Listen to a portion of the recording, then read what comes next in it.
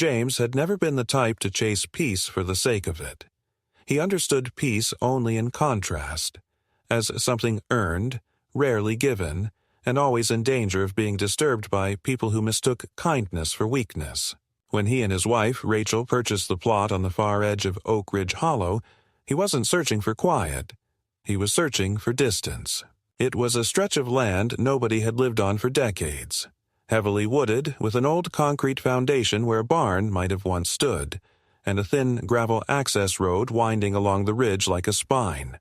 It was imperfect, overgrown, and in desperate need of work. That's exactly why they chose it. James spent the first weeks after the purchase knee-deep in soil, digging post holes by hand and marking boundaries with taut orange string.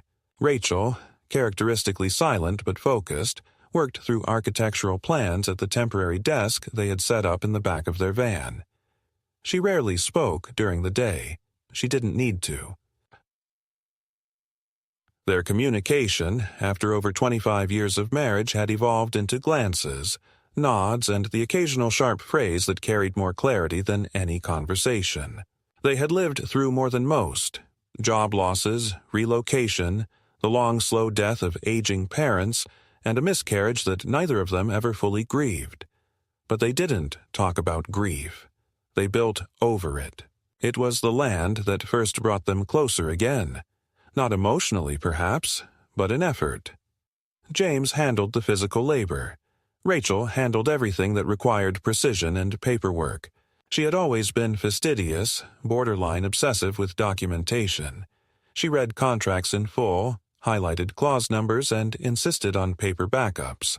When James half-joked about her treating the zoning commission like a potential battlefield, she didn't even blink. She just replied, "Every inch of dirt is a potential point of litigation." That was Rachel. Not warm, not cold, just entirely controlled. He trusted her implicitly, even if there were things he suspected he didn't know, and things he didn't need to ask about. 3 weeks in, they poured the footing for the deck, and James felt, for the first time in years, the satisfaction of a day that ended in pain. Not emotional pain, the clean, honest ache of tired muscles and sunburn. They ate dinner on fold-out chairs beneath a tarp, watching the sun disappear behind the trees. Rachel said nothing until the light was nearly gone, then nodded toward the eastern tree line. "There's a woman there," she said. James looked up and squinted into the shadows. At first he saw nothing. Then, slowly, the figure resolved. A tall, thin woman standing at the edge of the slope, partially hidden behind a twisted dogwood. She was perfectly still, arms crossed, watching them with a sharp, intrusive gaze. James stood up instinctively, shielding his eyes. "Hello," he called out. The woman stepped forward, just far enough for the late light to catch the edge of her face. She had a kind of strained composure, tightly pulled smile lines, makeup layered to conceal the aging process rather than highlight it. Her posture was rigid, almost theatrical. Her voice carried easily across the clearing. "You two, the new settlers?" she asked with a half-smile that didn't touch her eyes. James nodded. "We are." "That explains the noise," she replied, glancing toward the open frame of the deck. "And the smell. That treated lumber reeks for days." James tried to keep his tone even. "We'll be done with the worst of it this week."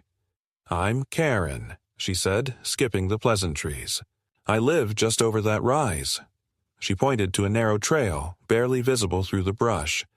James extended a hand, but she didn't move to shake it. Instead, she took 2 deliberate steps forward and cast her eyes across the yard. Not with curiosity, but with scrutiny. "You're right up against the boundary line," she said, narrowing her eyes. "This ridge used to be part of the old Ferguson tract.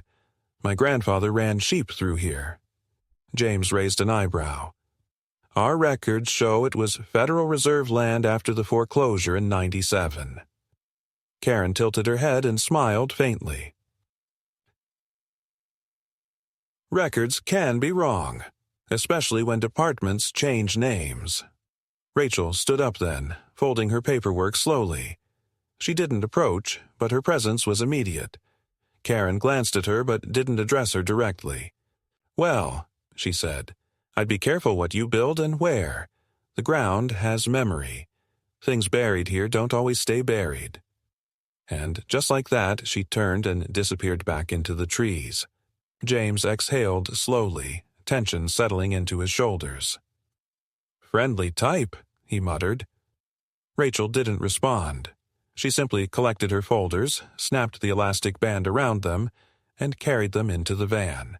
That night, neither of them mentioned the encounter, but both double-checked the perimeter lights before locking the doors.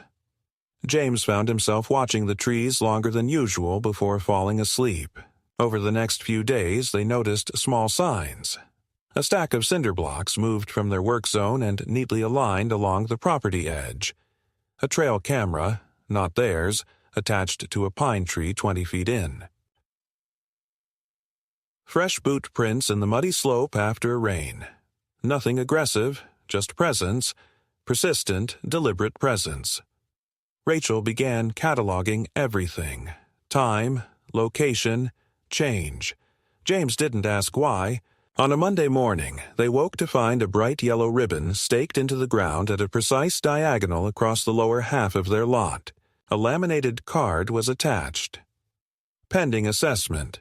Encroachment review in process.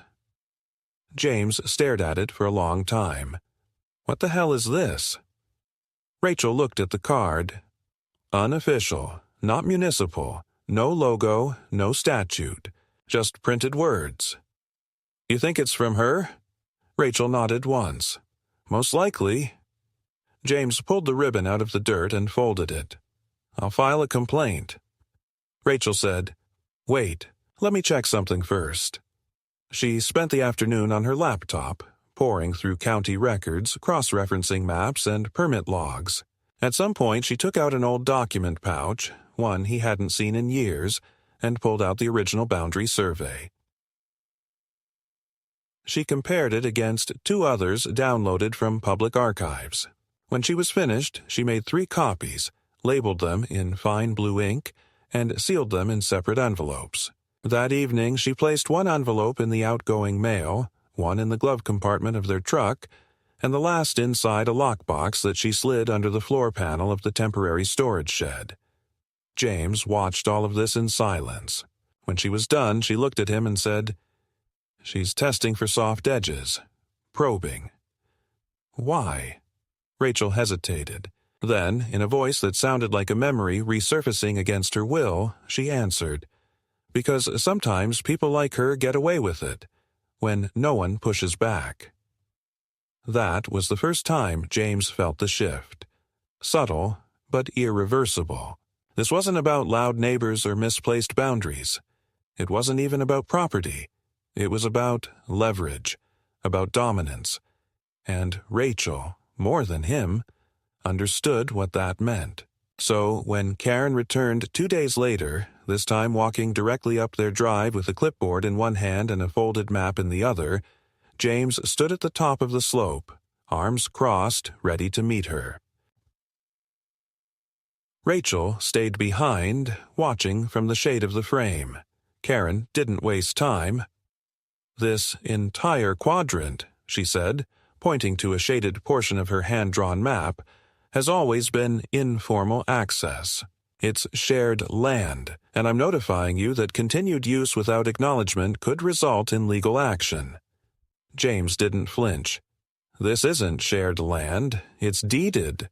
I've got 5 stamped documents that say so." Karen smiled without humor. "I don't deal in stamps. I deal in precedent."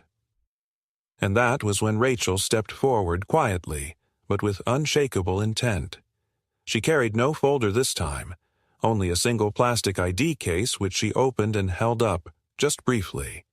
Karen looked at it. The silence that followed was not just pause. It was recognition. Karen stepped back. "I see," she said, her tone stripped of authority. "So, that's how it is." Rachel closed the case and said nothing. Karen turned without another word and left. James stood still, trying to process what had just happened. Rachel remained beside him, eyes on the horizon. No triumph, no threat, just stillness. That night, they didn't talk about it. But they both knew something had shifted in the ground beneath them. Not metaphorically, literally. And whatever was coming next wasn't over a fence line. It began with water. Not a sudden flood or a broken pipe, nothing dramatic or cinematic, just the subtle, creeping disappearance of something James had counted on. The small spring that fed their well, a natural runoff that had been flowing consistently since the day they first walked the land, had slowed to a trickle. At first, he thought it was sediment buildup. Maybe leaves from the previous week's storm had clogged the intake or roots had shifted underground. But when he hiked upstream to check the channel, he found the source had been physically altered, not by erosion or time, but by human interference. A thick, fresh concrete slab had been poured across the narrow bed, redirecting the flow into a long black pipe that ran discreetly up the embankment and disappeared through a camouflaged gap in the fence line that separated their property from Karen's. James stared at it, the air still and heavy around him. There was no mistaking the recent work. The concrete hadn't even fully cured. A work glove, still flecked with wet mortar, lay discarded nearby, and the faint smell of sealant hung in the air. Someone, and by all available evidence it could only have been Karen or someone acting under her direction, had deliberately blocked their access to the water source and rerouted it onto her land. It wasn't just sabotage, it was theft. When he returned to the cabin, he told Rachel what he'd seen. She listened without interrupting, her hands motionless on the table. When he finished, she didn't ask follow-up questions. She didn't express outrage. She simply stood, crossed the room, and retrieved a thin envelope from the document case in the corner. It was labeled Resource Contingency, Water Access. James had seen it once before, weeks earlier, when they were organizing their files for the county assessor. He hadn't paid it much attention then. Now, Rachel slid it open, removed 3 folded forms, and began scanning them in silence. "Can we get an injunction?" he asked. "No," she said. "Not yet. First, we file an interference report through the Environmental Resource Board. Then, we log a notice of disruption with the Land Use Division. The paper trail matters." James exhaled. He wasn't built for bureaucracy. He wanted to tear the pipe out with his bare hands and pour cement down the channel in retaliation. But he trusted Rachel's method. And in truth, her instinct for retaliation was sharper than his. It just came with a delay, one measured in silence and procedure. They mailed the paperwork that afternoon, certified and time-stamped. By evening, Rachel had also composed an affidavit outlining the sequence of events, complete with coordinates, time-stamped photos, and 2 drone images showing the altered stream bed from above. James had been unaware she'd even launched the drone, let alone captured images already. Rachel didn't miss opportunities. She planned for them. The following day, Karen came down the slope unannounced, her stride brisk, eyes bright with self-righteous fury. She didn't knock. She didn't greet them. She simply approached James, who was stacking lumber near the shed, and declared, "That spring doesn't belong to you." James set the board down deliberately and turned to face her. It was marked on the federal survey. "Marked doesn't mean deeded," Karen snapped. "And even if it was, water law in this county operates under riparian principles. I have equal right to access." "Redirecting it entirely isn't access," he replied, keeping his voice level. Karen's eyes narrowed. "This land has been in my family for over 70 years. My grandfather used that spring before your kind even looked at this ridge." James didn't rise to the bait. "We filed a formal report." Karen blinked, just once, the first hint that something hadn't gone according to her script. With who? The board, he said. You'll receive a notice soon enough. Karen tilted her head and stepped closer, her voice softening with a veneer of civility. I'm sure we could handle this without dragging outsiders into it. James didn't move. You should leave. She hesitated, just long enough for the moment to stretch too long, and then turned, tossing her words over her shoulder as she walked away. People who push boundaries usually find out why they were there. That night, the motion alarms tripped twice. The first time, at 2:16 a.m., showed nothing but shifting wind patterns and the occasional swaying branch. The second time, at 3:43, James caught the briefest flicker of movement on the edge of the infrared camera. A tall figure, possibly Karen, possibly someone else, walking slowly along the fence line. Not cutting it, not entering, just walking. Measuring. Rachel downloaded the footage and archived it. In the morning, the damage was subtle, but unmistakable. 3 of their toolboxes had been opened, not broken into, just unlatched. A spool of wire was missing, and a freshly installed solar light on the back porch had been twisted until the mount snapped. No graffiti, no direct vandalism, just manipulation. Quiet reminders that their space was permeable. They called the sheriff, not to report a break-in. There was no point. The lack of forced entry and the absence of overt theft meant there'd be no report filed. But Rachel had another reason. She requested that the officer file a residential notification under the county's Escalating incident protocol. It was a bureaucratic move, subtle, easy to dismiss, but once filed, it created a record that could be used later if things continued to escalate. Karen, of course, wasn't seen that day, or the next. But 2 days later, James found another sign. This one was almost comical in its theatricality. A handmade placard nailed to an old tree at the midpoint of the ridge facing their cabin. It read, "Trespass warning. Private monitoring in progress.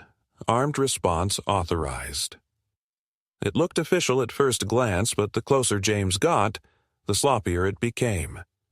The seal was a pixelated copy of a security company logo. The armed response language was written in inconsistent fonts. A bluff, but a dangerous one. James didn't mention it to Rachel right away. Instead, he documented it. High-resolution photos, measurements, and the precise GPS location. He removed the sign and stored it in the shed. Rachel noticed the absence the next morning. "You moved it?" she asked without looking up from her laptop. James nodded. "Wasn't real." Rachel paused. "Did you take samples?" He blinked. "Samples of what?" "Fasteners, paper type, adhesive. She didn't make it. Someone did it for her." James felt a chill then. Not fear exactly, but the weight of recognition. Karen wasn't working alone. Maybe she never had been. By the end of the week, Rachel had filed 3 more documents. One with the local water board, one with the Rural Utilities Commission, and one with a state-level legal monitoring group that handled hostile boundary disputes. She did it calmly, methodically, with no sign of nerves or anxiety. Just action. That Sunday, James woke up to the sound of gravel crunching. He looked out the window and saw a white pickup parked on the shoulder near their gate. 2 men stood beside it, wearing reflective vests, holding clipboards. They weren't government. He could tell from the lack of insignias and the brand-new gear. They were contractors, but not ones he recognized. He approached them calmly. "Can I help you?" One of them, younger, smiled too broadly. "We're with Ridge Utility Solutions. Got a call about infrastructure inspections on this parcel." James crossed his arms. "From who?" "Client request. Said there was a drainage issue." James didn't step aside. "This isn't a shared utility lot. There's no drainage system here. We're on off-grid water." The man checked his clipboard theatrically. "Name here says K. Aldridge. You share a border? James smiled without humor. Not utilities, and this is posted private land. You're trespassing. The smile faded. Just doing our job, sir. Then do it with proper access. The men left without argument, but the point had been made. Karen was escalating. She was using third parties, proxies. That evening, James installed additional locks. Rachel, without comment, backed up all their digital records to 3 separate encrypted drives and stored one off-site in a rented security box in the nearest town. Not paranoia. Procedure. By now, James had stopped thinking of this as a neighbor dispute. This was not about personality conflict or even territory. It was about control. Subtle, procedural, and dangerously bureaucratic. It wasn't something that would explode. It would constrict, slowly, legally. And if they didn't push back with equal precision, they'd be swallowed before they even realized the line had moved. Rachel, for her part, remained still, quiet, watchful. But James had known her long enough to see it. That shift in her posture, the sharpening of her attention, the way she started to carry the small black case with her even inside the house. Whatever this was building toward, it was no longer theoretical. The test was over. Now came the play. The real escalation didn't come with a crash or a confrontation. It came with paperwork. Thick, official-looking but slightly off in tone. Printed on letterhead that mimicked government formatting but bore no traceable agency. It arrived by courier, not regular mail, and was addressed not to James but to Rachel. The envelope was hand-delivered, and the man who dropped it off didn't make eye contact. He didn't wait for a signature. He placed it flat on the top step of their porch and walked away with a quick mechanical pace. Rachel found it first, and though she didn't open it immediately, the set of her jaw told James it was more than another bluff. When she did finally slice the seal, she didn't speak as she read. She flipped pages, one after another, faster than she could possibly be absorbing the content. Then she laid the stack flat on the table, organized it by type, cover letter, claim, boundary appendix, land use notice, and stared at the top sheet as if it were written in code. It wasn't a lawsuit. That would have been too direct. It was a Notice of Land Irregularity Review, issued under a generic Regional Coordination Authority, a name James had never heard before and couldn't find any record of online. The wording was vague enough to create discomfort, yet authoritative enough to be dangerous.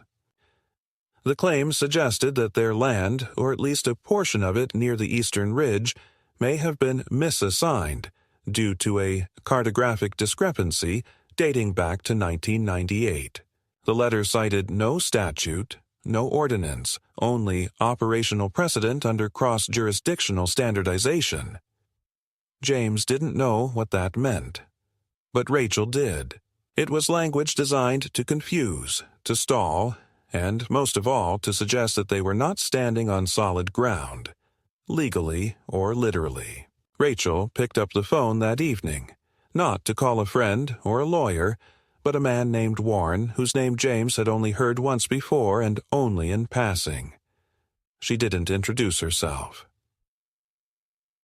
She didn't confirm his identity. She simply said, "We've been flagged. Non-court action. Cartographic jurisdictional play. Probable civil shellfront." Then she listened, nodded once, and hung up. She said nothing to James until much later, when the sun had set and they sat on the porch in a silence that no longer felt companionable but tactical. "She's not improvising," Rachel said finally. "She's following a model, not from scratch. This isn't just her." James rubbed his eyes. What does she get out of it? If she's trying to take the land, why not just do it through the county? "She's not after the land itself," Rachel replied. "She's destabilizing occupancy. If she creates enough procedural doubt, we look weak. That's what she wants. Leverage. Once we're isolated administratively, she can press for reassignment or claim common use precedent. And if we react emotionally, we become the problem. James stood up and paced. So what do we do? Just keep filling out forms and hoping she gets bored. Rachel shook her head. No, we escalate properly. And so they did. The next day, James filed an independent third-party boundary verification through the state's registered surveyor network. A paid service, not cheap, but definitive. It created a neutral record, immune from local manipulation. Meanwhile, Rachel drafted a formal rebuttal to the irregularity notice, citing cadastral history, legal precedent, and 2 instances of case law that were obscure enough to signal to whoever was watching that she was no amateur. But even as they fortified on paper, the physical games continued. Small but pointed. Subtle sabotage. A cable from their solar battery bank was sliced. Not cut like with a knife, but nicked repeatedly until the insulation gave way. Their trail camera, the one aimed at the slope, disappeared, replaced by an identical-looking unit that, when examined, turned out to be a dummy shell. And then there were the calls. James noticed the first one at 3:12 a.m. The phone rang twice, then went silent. No number, no voicemail. The next night it happened again. Then again, each time a few minutes earlier, until he finally disconnected the line altogether. They weren't calls meant to communicate. They were signals. Not even directed at him specifically, just broadcast into their space, into their sleep. Rachel didn't flinch. She recorded each time, created a pattern sheet, and submitted it under a nuisance harassment log with the local telecom regulatory authority. Not police, not a complaint, just a log. A record, another step in the architecture of defense. What broke the rhythm? What finally forced James to realize they weren't just being harassed but targeted was the appearance of a construction crew on the ridge. Not their land, but close enough to trigger alarm. The crew wasn't local. No one James recognized, and they weren't wearing utility uniforms. Just 2 trucks, both unmarked, hauling material that looked too heavy-duty for fence posts. When James approached, a foreman, or someone playing the role, greeted him with a clipboard and a neutral smile. "We're setting up containment for erosion control," the man said. "Private contract. Shouldn't be more than 3 days." James asked who contracted them. The man shrugged. "Didn't catch a name. Just coordinates and a schedule. You're not in the permit zone, so you're clear." The implications were too obvious. Someone was initiating groundwork on the slope directly adjacent to their parcel, in a location previously untouched, without disclosing intent, identity, or end use. It wasn't erosion control. It was pressure. That night, James didn't sleep. He walked the perimeter 3 times, flashlight off, shotgun over his shoulder, not expecting confrontation, but needing to feel like a wall. When he came inside, Rachel was already awake. She didn't ask where he'd been. She handed him a cup of black coffee and said, "I've submitted request-level notifications to 7 different administrative departments. If any of them get triggered by cross-reference, it buys us time." James drank. It felt useless, the coffee, the strategy, the protocols. He was a man of action. Fix the problem, secure the border, solve the threat. But this wasn't a threat you could hammer down or outlast. This was erosion, of ownership, of sanity, of silence. And Karen, whoever she really was working with, understood that better than anyone. A few days later, the county appraiser showed up, unannounced. He said it was a random property audit, part of a quarterly assessment rotation. But James knew better. Random didn't knock at your door 3 years early. Rachel greeted him with a packet already prepared. Maps, documents, original title survey, every permit they had filed, every improvement listed with receipts. The appraiser seemed surprised, even impressed, but James saw the way his eyes lingered on the boundaries, the lines, the slope. He wasn't there to assess value. He was there to observe. Karen, meanwhile, had gone silent. No visits, no notes, no new signs, which made it worse, because it meant she was watching from farther away or letting someone else take the reins. One morning, James found a brick beside the gate. Not a threatening brick, just a clean, new red brick, wrapped in clear plastic, with a small index card attached that said simply, Foundation. No name, no return address, just that word. Rachel examined it like it was an artifact. She opened the plastic, turned the brick over in her hands, and said, "It's symbolic." James frowned. "Of what?" "Of encroachment," she said. "Or replacement. Either way, it's a message." Later that day, he found their boundary marker, the one driven deep into the western fence line, had been pulled 2 inches from its original setting and repositioned by a few degrees. Not enough to matter in practice, just enough to notice. It wasn't vandalism, it was psychological warfare. So James did the only thing he knew how to do. He reinforced. He dug deeper post holes. He added double anchors to their new gate. He built a secondary shed just inside the tree line and began moving tools there at night, rotating them in irregular patterns. And Rachel, ever precise, continued building the file. Their file. Not just documents, but a narrative. Annotated, cross-referenced, time-stamped. Something that would hold up not just in court, but under review. Something built for the long war. Because that's what this had become. And as Rachel quietly placed another sealed folder into the metal strongbox under the cabin floor, she looked at James. Not with fear, not even with frustration, but with the clarity of someone who had long ago stopped expecting peace. "She wants the ridge," she said. "Not the land, the position." James nodded slowly. "She's building something," Rachel added. "We need to find out what." The answer revealed itself not in confrontation, but in a slip. An accident born not of carelessness but of pride. Karen had been absent for days. No new messages, no sightings, not even her usual passive surveillance from the ridge. The silence wasn't comforting. It was deliberate. Rachel remained focused. Her days filled with cross-referencing obscure ordinances and submitting carefully worded inquiries to agencies James had never heard of before. Each action was a brick in a wall of documentation, not flashy or dramatic, but built to withstand legal pressure. Quiet, invisible armor. James, for his part, shifted from structure to strategy. The cabin was mostly finished, and the land had been shaped to their needs. Now he devoted himself to fortification, not in the dramatic sense, but in real, pragmatic measures. Motion sensors recalibrated. Floodlights placed not just for illumination, but to cast strategic shadows that would disrupt any nighttime surveillance.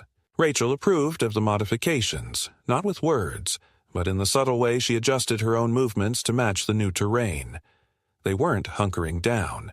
They were making the ground theirs. It was on a Tuesday morning when the package arrived.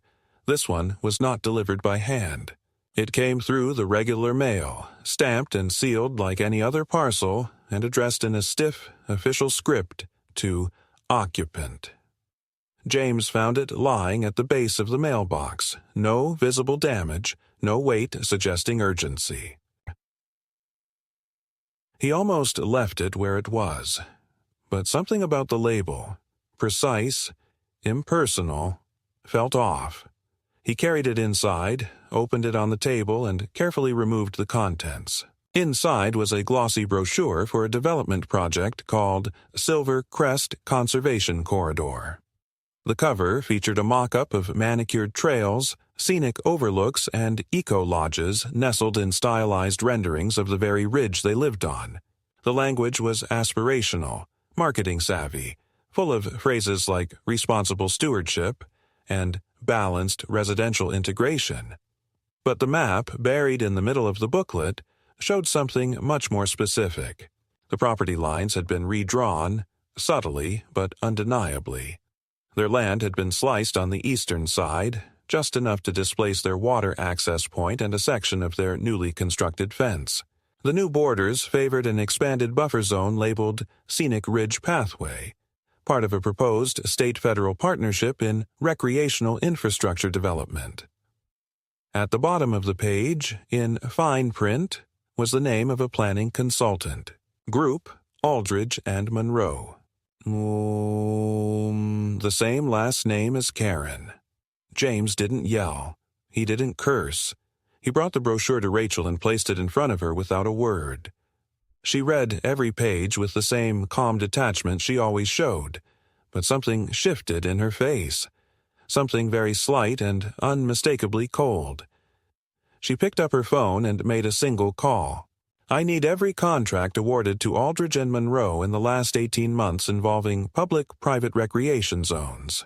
Yes, full partner disclosure and subcontractor lists. Then she hung up and said to James, "She's not acting alone. She's facilitating acquisition." That night, Rachel brought out a map James had never seen before. Not digital, not folded from a glove box. This was drawn by hand, measured in meters and annotated with a system that clearly wasn't meant for public reading. She laid it out on the floor, weighed the corners down with toolboxes, and began matching it against the official topography. The details didn't align perfectly, but they weren't supposed to.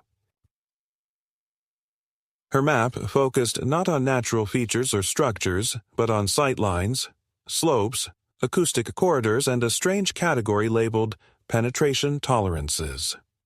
When James asked what that meant, she said, "Points where surveillance, integrity fails, terrain breaks, radio decay zones, blind thermal overlaps." James asked her where she'd gotten the map. She didn't answer.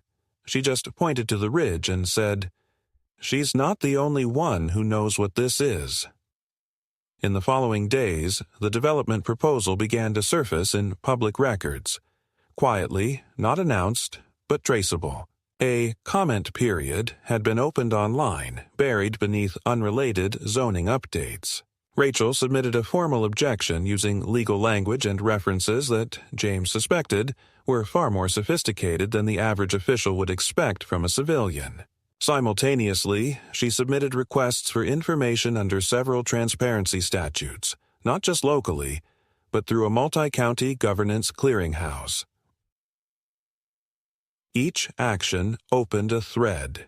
Each thread led to a name, and one of those names was Karen's niece, listed as an environmental compliance consultant contracted through Aldridge and Monroe.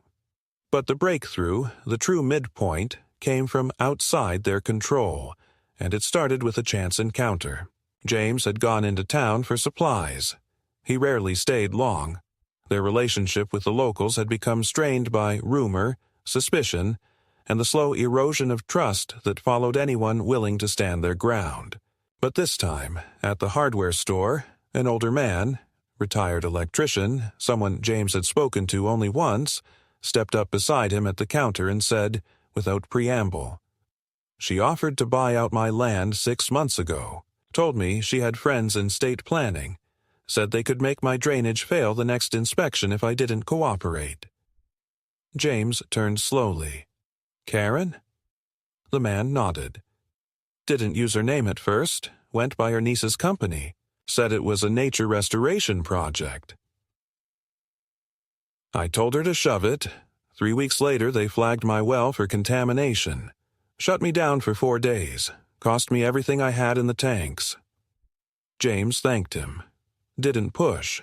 Didn't ask for a statement. He just went home and told Rachel, who absorbed the information in silence, then added it to her folder. She didn't chase the man. She didn't call him. She knew, better than anyone, that real pressure comes not from chasing noise but from revealing patterns. 1 story was anecdotal.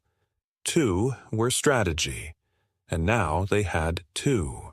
That night, Rachel submitted a federal inquiry under the Rural Development Misuse Initiative, a little-known mechanism used to report potential abuse of conservation grants and land reclassification zones.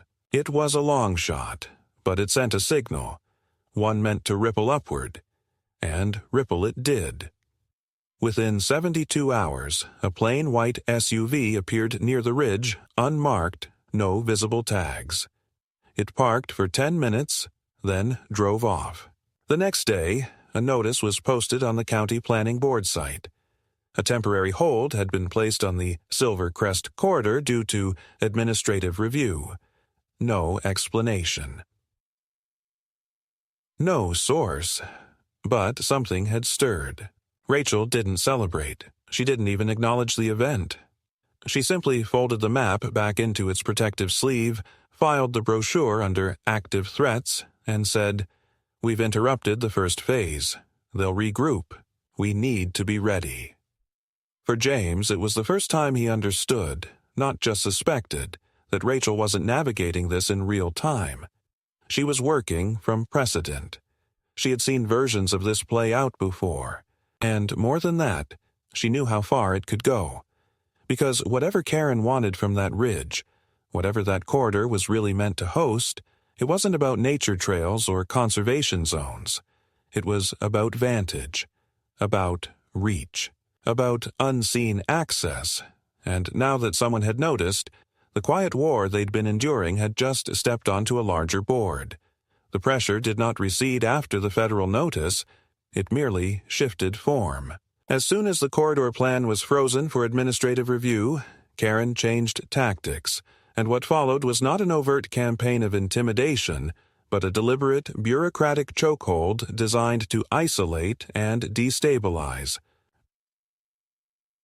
It began with a flood of requests, paper-thin, seemingly unrelated, but all directed toward their property. James received 3 letters in 5 days from different agencies. One concerning a permit review for a supposed water runoff impact assessment, another questioning the installation of their waste containment system despite full documentation, and a third summoning them to a zoning variance hearing based on a complaint filed anonymously. On their own, these were nuisances. Together, they were a coordinated attempt to gum up the machinery, slow their legal movement, and drown them in compliance checks that no other private landowner in the area had ever been subjected to. James kept his anger at bay by doing what he knew best: working. Every day became a series of repairs, follow-up calls, document scanning, coordination with contractors, and meticulous double-checking of systems that were already within regulation. Rachel, however, adjusted differently. Her reaction was not defensive. It was surgical. Rachel started assembling what she called a composite counterbrief. It was not a complaint, not a rebuttal. It was a preemptive framework, structured like a federal response package, cataloging every agency contact, document reference, policy, clause, and relevant administrative code, formatted in a manner that spoke to the people reading it in their language. She didn't just prepare to answer the inquiries. She structured each page to anticipate and neutralize the next 10 that might follow. James didn't understand the half of it, but he knew enough to recognize the density of expertise it took to make something that dry and that precise. While she built the framework, he dealt with the growing physical signs that something more covert had taken root. On the 8th day, he found the gate sensor fried, completely overloaded. It hadn't been struck or cut, but saturated by a low-frequency pulse designed to scramble its circuitry. This wasn't vandalism, it was equipment-specific sabotage. He checked the rest of the system. 2 cameras were disabled, one of the solar batteries was shorted, and the backup generator had inexplicably drained its fuel, despite being locked and sealed. James switched to hardwired lines, secured with mechanical locks, and installed a crude yet effective analog failsafe system made from mechanical bells and steel tripwires. The digital layer was compromised. He knew that now, At night, Rachel kept lights low, not out of paranoia, but calculation. They weren't trying to hide, they were trying to complicate observation. Randomized lighting patterns, closed shades, indirect noise sources. Not once did she suggest leaving, nor did she imply they were under immediate threat of bodily harm. It was something more insidious, a professional dismembering of their legal position, carried out so surgically that most people would never even see it happening until they were buried in notices and foreclosures. 2 days later, the boundary markers they'd reinforced along the western slope were missing. Removed cleanly, the post holes filled with fresh soil. No debris, no damage, just absence. James hiked the ridge with a shovel and a rangefinder, checking every angle of encroachment, but what he found made him stop cold. There were new markers, thin, discrete plastic tags, buried just under the surface, almost imperceptible except for a single tag he spotted where the soil had been disturbed. It wasn't labeled with county coordinates or any surveyor's initials. It bore a 3-letter code James didn't recognize. When he brought it back, Rachel identified it immediately. "These are used in field operations for grid assessment," she said. "Military survey format, not commercial. She's not just acting through development proxies anymore. Someone's validating terrain." James stared at the tag, realization setting in slowly. Karen wasn't escalating alone. She'd brought in someone who knew how to evaluate land for strategic use, not for cabins or trails, but for infrastructure placement, signal control, field optics. He asked Rachel if that meant federal interest. She shook her head. Federal groups don't use third-party contractors for this type of tag, but black market development firms do. They map resource corridors that can later be acquired under legal pretense if no one challenges the surveys. The ridge wasn't being disputed for recreation. It was being assessed for placement, something more permanent, something with embedded function. Rachel requested a satellite review through a secure platform. 2 days later, she received a feed that showed what neither of them had been able to observe from the ground. A faint rectangular excavation 2 lots east of their boundary, positioned precisely in line with the original stream bed, measuring exactly the length of a small relay station foundation, the kind used for communication signal boosters or early-phase data relay equipment. There were no permits issued, no visible construction. But the earth had been disturbed and leveled, and a reflective material, possibly for EM shielding, was visible beneath the top layer. It was a shell, a ghost station. James asked what they could do. Rachel didn't answer for several minutes. Then she said, "We locked down the ridge, not with walls, with exposure." The next morning, they issued a public request for impact assessment data concerning all topographic manipulation within their sector of the ridge. Rachel published the notice using open government channels, and although most such filings were ignored, this one contained trigger phrases specifically embedded to alert compliance monitors in state-level environmental protection offices. She followed it with a full digital archive of before and after soil samples, streamflow records, and land gradient measurements, each cataloged under Rachel's name, but notably without listing James as a joint owner. He asked her why. She said, "Because you're the fallback claimant.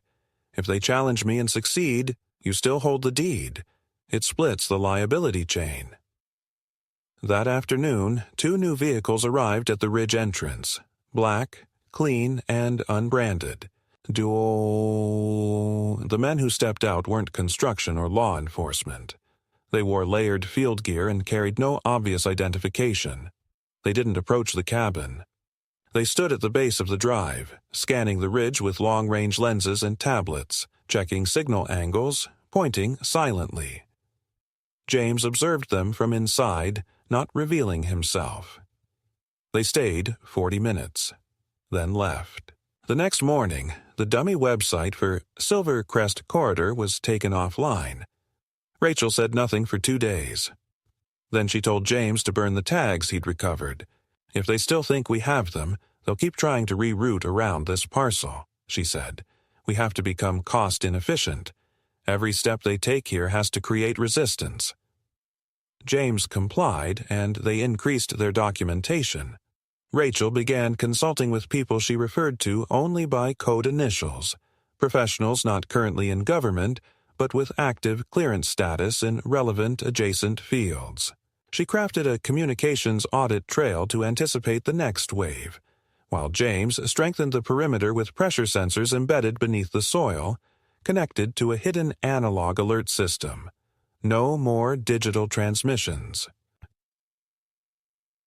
Only mechanical fail points and hardwired switches. He used copper mesh, lead-laced plating, and concrete casings around the exposed batteries.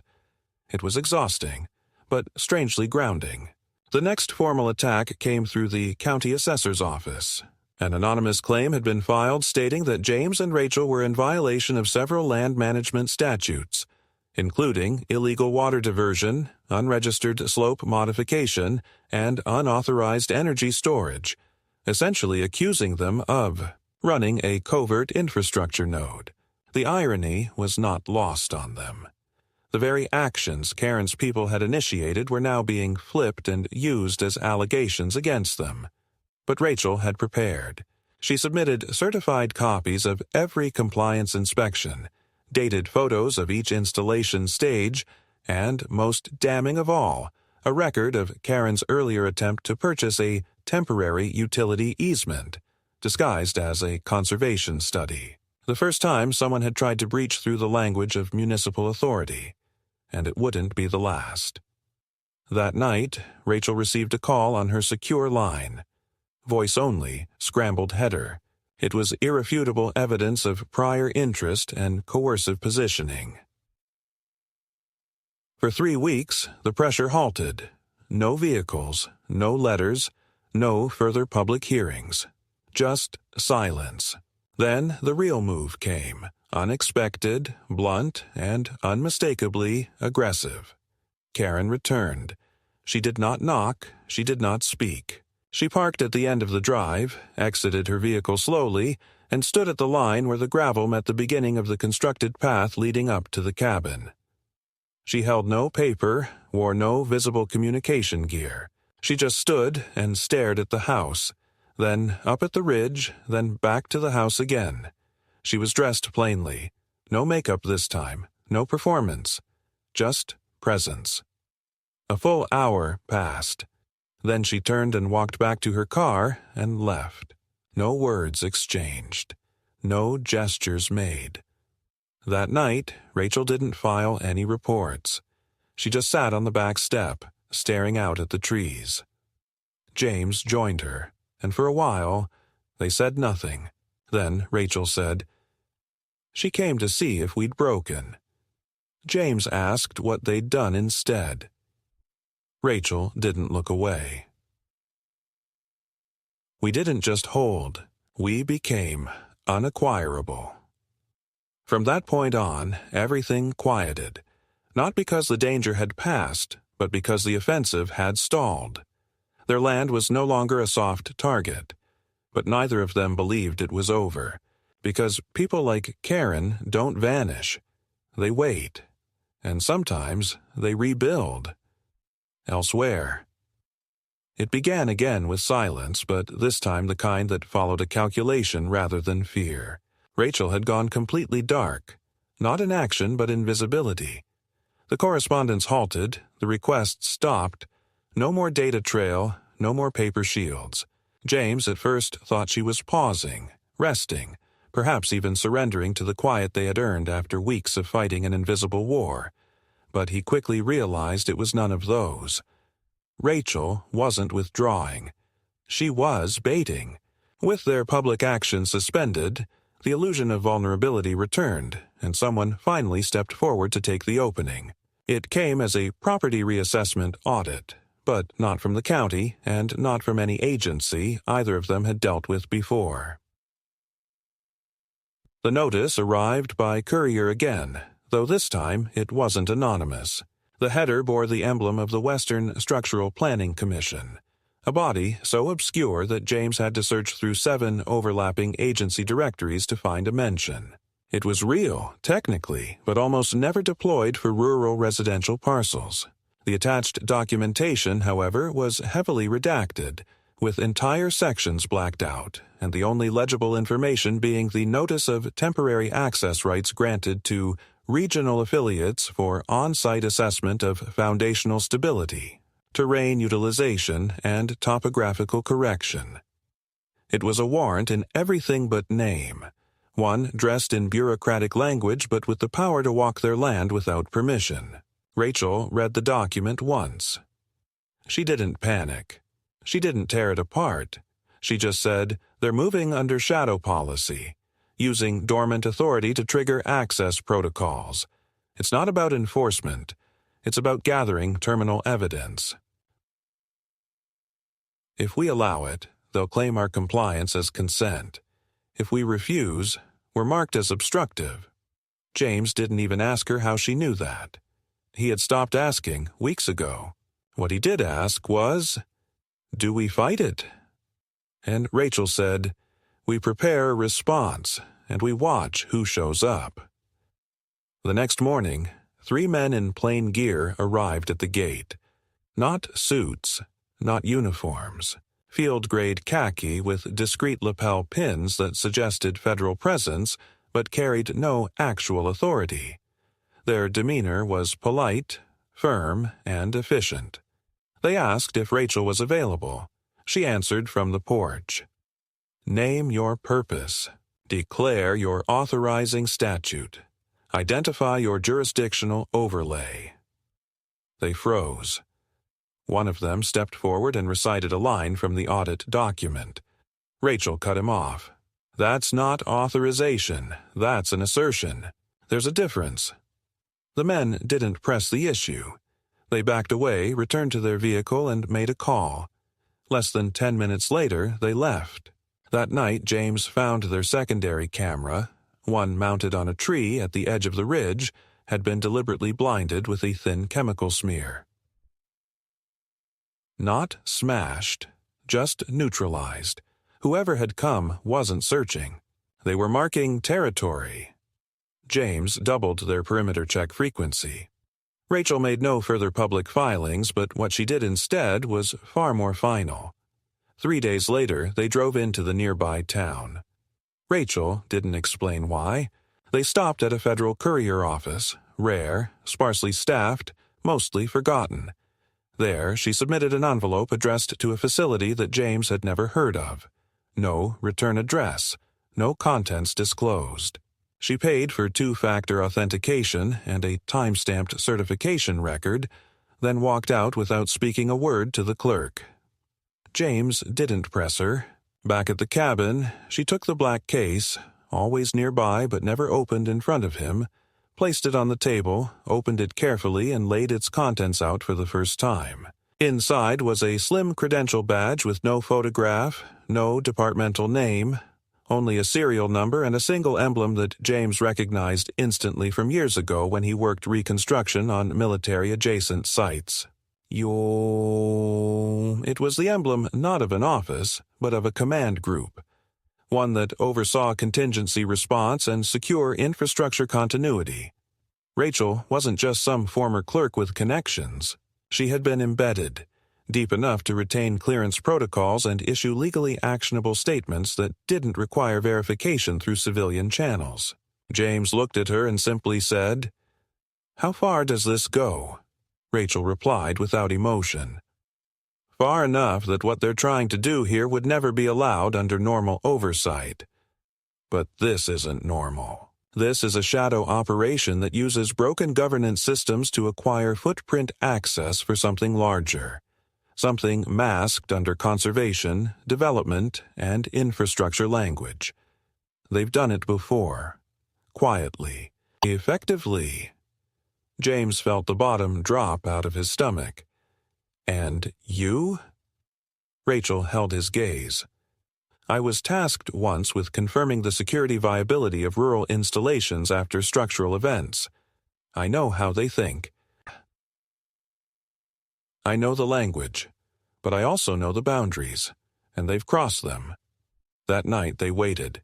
They didn't sleep.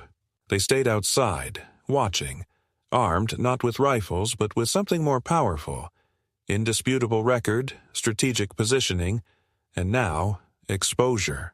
Rachel had pushed her final move, a direct submission to the Inspector General Oversight Network with embedded triggers. If anyone on that list accessed the document, it would initiate a formal audit of both the Western Structural Planning Commission and Aldridge and Monroe's land acquisition procedures. It would not be immediate, but it would be inevitable. At 2:13 a.m., a single vehicle approached. It stopped 200 feet from their gate, remained in place for 7 minutes, then backed away slowly and disappeared down the ridge. James didn't follow. Rachel didn't move. It wasn't a probe, it was a signal, and they'd received it. The next morning they received a letter, unsigned, unstamped, placed carefully at the gate inside a plastic sleeve. It read simply, "Your parcel has been reclassified. No further action will be pursued." James read it 3 times. Then he handed it to Rachel, who read it once and nodded. "They're pulling back. They don't want the review triggered." The battle wasn't won. Not completely, but the land was no longer in play. And Karen, who hadn't been seen in days, had gone completely quiet. Not a word, not a visit, not even a presence. Rachel told James she didn't expect retaliation. "They've cut her loose. She was a front operator. Once it became clear she couldn't deliver, she became expendable." James wasn't sure whether to feel pity or disgust. He just felt tired. And yet, beneath the exhaustion was something else. Relief not born of victory, but of survival. They had made themselves untouchable, not by fighting louder, but by becoming unprofitable to attack. And, in the world of quiet occupation, that was the only kind of win that mattered. The silence that followed was not peace, but the absence of movement. After months of pressure, threats, and invisible siege, the stillness felt almost disorienting. James found himself waking early, expecting the flicker of taillights down the ridge, or the subtle click of distant boots along their property line. But the woods stayed quiet. No letters arrived, no new markers, no administrative notices, no vehicles parked at odd angles near their borders pretending to be utility vans. Even the birdsong seemed fuller, less interrupted by the crackle of radios or the low hum of unauthorized drones. And yet he didn't let himself relax. Not fully. Not yet. Rachel adjusted more easily. Not because she trusted the quiet, but because she had built the kind of silence she could control. The files were no longer stacked around the table but locked away, indexed, labeled, and stored in 3 separate physical locations. Their communications returned to routine, scheduled check-ins, encrypted backups, no more noise. It was, in her words, a stable ceasefire. Not because they had negotiated it, but because the cost of continued pressure had outgrown the expected yield. They were no longer a test site. They were a warning. James spent the following weeks reinforcing what they had built, not the structures, but the rhythm. They resumed slow improvements around the property, not grand gestures, but small, steady signs of permanence. A new water collection system with triple redundancies. A storage shed buried beneath the tree line, invisible from above, lined with grounded metal mesh and stocked with essential supplies. The ground itself had been mapped so thoroughly during the conflict that he knew where every slope broke, where every natural funnel point gathered moisture, where every tree offered the best line of sight. What had begun as an escape from noise had become a fortress, not of stone or steel, but of understanding. They knew their land now, knew it deeper than any outsider ever could. Rachel planted again. Not flowers, not vegetables, trees. Quiet, slow-growing trees, native to the region, Species selected not for beauty but for their long-term root systems and ability to mask movement. She worked in silence, often alone, and when James asked her why she focused on the tree line rather than the garden, she simply said, "We're shaping the terrain for someone else to inherit it whole." Karen never returned. Word came, indirectly, that she had sold her house to a holding company registered in a different state. James didn't investigate who had purchased it. He didn't want to know. What mattered was that her influence had evaporated the moment her network had cut her loose. Rachel had been right. Karen wasn't a strategist. She was a placeholder, someone who'd once held a piece of paper that said she mattered, and spent the rest of her life trying to force that relevance back into existence. Once it became clear she couldn't deliver the ridge, her power vanished. Her silence wasn't a retreat. It was her removal. James thought he'd feel more when she was gone. Satisfaction, maybe. Victory. But mostly, what he felt was the gravity of the cost. The sleepless nights. The slow erosion of normalcy. The constant vigilance. And Rachel, who had held the line not with emotion but with ruthless clarity, was still walking through it like someone who knew how thin the edge truly was. There was no celebration, only endurance. Weeks passed, then a month, then 2. By late summer, the ridge had overgrown with wildflowers and young saplings. The fencing held. The cameras stayed dark. No new names appeared on the zoning records. And one evening, as the sun set slow and low over the western slope, Rachel came and stood beside James on the porch without a folder in her hand, without tension in her voice, and said, "We never gave up an inch." James looked at the trees, the ground, the house they had built with calloused hands and unwavering will, and nodded. "No," he said, "we didn't." The ridge was quiet again, not by accident, not because it had always been, but because they had made it that way. And now it was theirs, not just by deed, but by proof, by resistance, by presence.